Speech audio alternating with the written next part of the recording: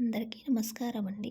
శ్రీకృష్ణ జన్మాష్టమి నాడు ఆచరించవలసిన ప్రత్యేక పూజలు, చేయకూడని పనులు, చేయవలసిన పనులు ఇప్పుడు మనం తెలుసుకుందాం. వాటిని ఖచ్చితంగా ఫాలో అయితే మంచి జరుగుతుందని భక్తుల నమ్మకం. అవేంటో కృష్ణాష్టమి నాడు ప్రతి చిన్నపిల్లలు భాద్రపద మాసంలో కృష్ణపక్షంతో అష్టమి తేదీ అడుగులు కృష్ణాష్టమి జరుపుకుంటారు. అలా వేయించడం వల్ల కృష్ణుడు మన ఇంటికి నడుచుకుంటూ వస్తువులను ఘనంగా నిర్వహించు అనుకుంటున్నాం. ఆ రోజు మనం ఉదయం చిన్నపిల్లలు ఉంటే ఆ రోజు మనం బుల్లి శ్రీకృష్ణ జన్మాష్టమి అలా వేయించడం వల్ల కృష్ణుడు మన ఇంటికి నడుచుకుంటూ వస్తున్నాడు. కృష్ణుడు రోహిణి నక్షత్రంలో జన్మించారని చెబుతారు. శ్రీకృష్ణ జన్మాష్టమి ఈ సంవత్సరం శ్రీకృష్ణ జన్మాష్టమి జరుపుకుంటాం. ఆగస్టు కృష్ణుడు రోహిణి నక్షత్రంలో జన్మించారని చెబుతారు.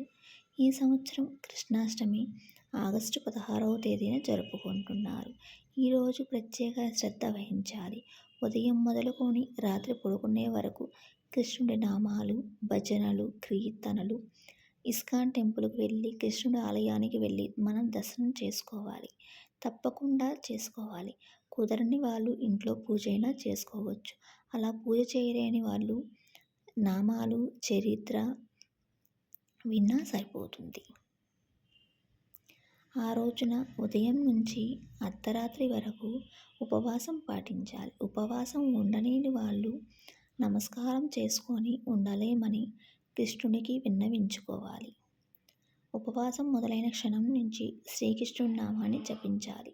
జన్మాష్టమి నాడు అన్నం, బార్లీ పదార్థాలు తినకూడదు. జన్మాష్టమి నాడు వెల్లుల్లి, ఉల్లి, మసాలా పదార్థాలు తినకూడదు. ఈరోజు మాంసం, మద్యానికి దూరంగా ఉండండి.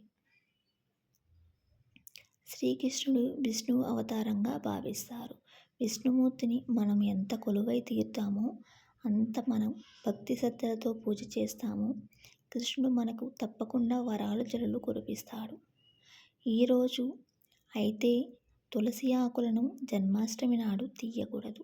అలా తులసి ఆకులను ఎందుకు తెంపకూడదంటే విష్ణువుకు చాలా ప్రియమైనది.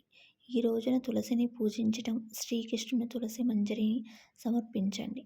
అలానే ముందు రోజు ఉదయం కోసుకోండి. కృష్ణాష్టమి నాడు కొయ్యవద్దు. ముందు రోజు శుక్రవారం వచ్చింది కాబట్టి శుక్రవారం రోజు కూడా కొయ్యకూడదు. గురువారం రోజు ఉదయం తలసారం చేసి మనం తులసి ఆకులను కొయ్యవచ్చును. కృష్ణుడికి ఎంతో ఇష్టమైనవి తులసి ఆకులు. తులసి ఆకులను ఆయనకు సమర్పించాలి. ఇలా చేయడం వల్ల విష్ణుమూర్తి అనుగ్రహం మనకు కొలువై ఉంటుంది. జన్మాష్టమి నాడు ఉల్లుల్లి, మసాలా పదార్థాలు తినకూడదు.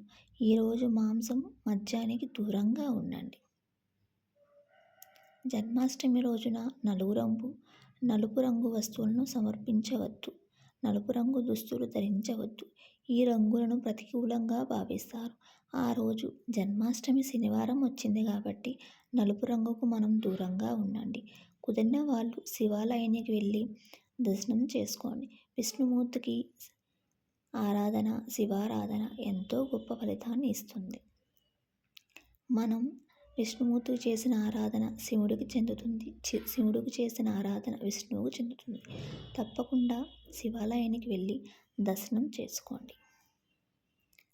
మరికొన్ని విషయాల కోసం నా ఛానల్ సబ్స్క్రైబ్ చేసుకోండి. Please subscribe my channel. Thanks for watching. Thank you.